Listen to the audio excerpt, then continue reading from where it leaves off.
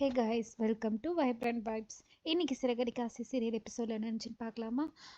மனோஜ் வீட்டுக்கு வந்து அவங்க அம்மா கிட்ட எல்லாத்தையும் சொல்லுவான். கேட்டோடனே விஜயை வந்து புள்ளைய வச்சு இவ இப்படிலாம் பண்ணுறாளான்னொடனே ஸ்ருதி சொல்லுவா, அவங்களும் இந்த எதேதோ பண்ணுறாங்கன்னு சொன்னோடனே நல்லா பிளான் பண்ணுறாங்க இவரை மாட்டி விடுறதுக்குன்னு ரவி சொல்லுவா. அவங்க பிளான் பண்ணுறதுக்கு ஏற்ற மாதிரி இவனும் தானே போய் விழுறான்னு சொல்லிட்டு உடனே சொல்லுவாங்க, டேய் அண்ணாமலை சொல்லுவாங்க, டேய் கொஞ்சமாவது சூதானமாக நடந்துக்க கற்றுக்கூடா, அக்கம் பக்கம் பார்த்து பேச கற்றுக்கோன்னு சொன்னோடனே விஜய் சொல்லுவாங்க, நான் என்ன பண்ணுறது, இவன் ரொம்ப அப்ராணியாக இருக்கிறான்னொடனே முத்து வந்து கிண்டல் பண்ணுவான், யார் இவனா அப்ராணின்னு சொல்லிட்டு. நம்ம சொல்லுவார், டேய் முத்து நீ தான் இவனை கண்ணும் கருத்துமா பார்த்துக்கணும், இவன் எதுவும் மேற்கொண்டு தப்பு பண்ணாமன்னு சொல்கிறான். முத்து சொல்லுவா, சரி ஓகே நான் பார்த்துக்கிறேன்ப்பா, நீங்கள் கவலையை விடுங்கன்னு. இங்கே கிருஷ் நின்றுட்டு மீனா ஆண்டி கூட மீனாவும் வந்துட்டு, கிருஷ் எப்படி இருக்கா, ஃபீவர்லாம் சரியாயிடுச்சான்னொன்னே, எல்லாம் சரியாயிடுச்சு ஆண்டி, நீங்கள் தான் என்னை பார்க்கவே வர மாட்டேறீங்கன்னு சொன்னேன். சரி வான்னு சொல்லிட்டு பர்ஸ் எடுத்துகிட்டு போயிட்டு பிஸ்கெட்டு சாக்லேட்டு லேஸ் எல்லாம் வாங்கிட்டு வந்து கொடுத்துட்டு, நான் இதை பேக்கில் வைக்கிறேன், நீ வீட்டுக்கு போயிட்டு சாப்பிடு, அம்மா சொல்கிற பேச்சை கேட்கணும்னு சொல்லுவாங்க.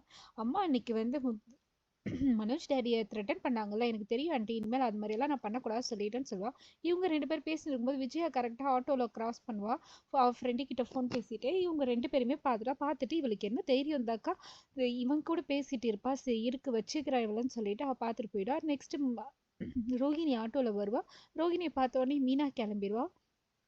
ரோஹிணி கிருஷ்கிட்ட அவங்க என்ன சொன்னாங்க, உன்னை கூப்பிட்டாங்களான்னு, அதெல்லாம் இல்லைம்மா எனக்கு பிஸ்கெட் வாங்கி கொடுத்தாங்கன்னு சொல்லுவான். சரி அவங்க எங்கே கூப்பிட்டாலும் நீ போகக்கூடாது சொன்னோடனே கரெக்டாக இங்கே இவன் வந்துட்டு ரோஹிணி சொல்லிட்டு கூப்பிடுவான். கூப்பிட்டுட்டு எனக்கு பணம் வேணும்னோடனே ரோஹிணி சொல்லுவாள், எனக்கிட்ட பணம்லாம் இல்லை தர முடியாது சொன்னோடனே, நீ மட்டும் தரல உன்னோட வாழ்க்கையை நான் கெடுத்துருவேன், போயிட்டு எல்லா உண்மையும் நான் சொல்லிடுவேன்னொடனே ரோஹிணி கேட்பா, என்ன உண்மையை சொல்ல போகிறேன், அதான் உனக்கு ஏற்கனவே கல்யாணம் ஆச்சுல, உன் பேர் கல்யாணி, எல்லாத்தையும் நான் சொல்லிடுவேன் உன் ஹஸ்பண்ட் கிட்டனோடனே. ரோஹிணி யோசிப்பா, ஓ இவனுக்கு அப்போ எந்த விஷயம் தெரியாது போலன்னு சொல்லிட்டு ரோஹிணி ப்ளீஸ் நீ எதுவும் சொல்லிடாத, நான் நல்ல வாழ்க்கை வாழ்ந்துட்டு இருக்கேன்னு சொல்லிட்டு நடிப்பா.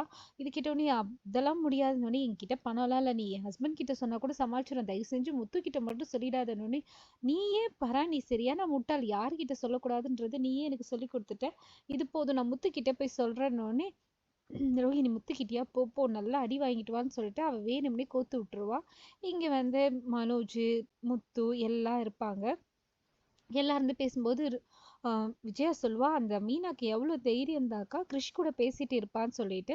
இதை கேட்ட உடனே முத்து வந்து சிரிப்பா, அம்மா இதில் என்னம்மா தப்பு இருக்கு, நானே கிருஷை பார்த்தாலும் பேசுவான், அவன் என்ன பண்ணுவான், இதில் என்ன தப்பு இருக்குமா, மனாமலையும் மீனாவுக்கு தான் சப்போர்ட் பண்ணுவான், சின்ன குழந்தைய இந்த பிரச்சனையில் இழுக்கக்கூடாது, அவனுக்கும் இதுக்கும் நான் இருக்கேன், நானே பார்த்தேன்னா எப்படி இருக்கா நல்லா இருக்கியான்னு தான் கேட்பேன், இதில் என்ன இருக்குன்னு சொல்லிட்டு எல்லாரும் பேசிட்டு இருப்பாங்க. பேசிட்டு இருக்கும்போது மனோஜுக்கு பார்த்த பொண்ணு கரெக்டாக வந்துட்டு பெருமான்னு வரும். பார்த்த உடனே எல்லாருக்கும் ஷாக் ஆகிடும், நீ என்னம்மா இங்கன்னு சொல்லிட்டு, இந்த வழியாக வந்தா அப்படியே நீங்கள் சொந்தக்காரங்க இருக்கீங்கன்னு தெரிஞ்சிச்சுல, அதனால தான் வந்தேன்னு சொல்லிட்டு சொல்லுவாள்.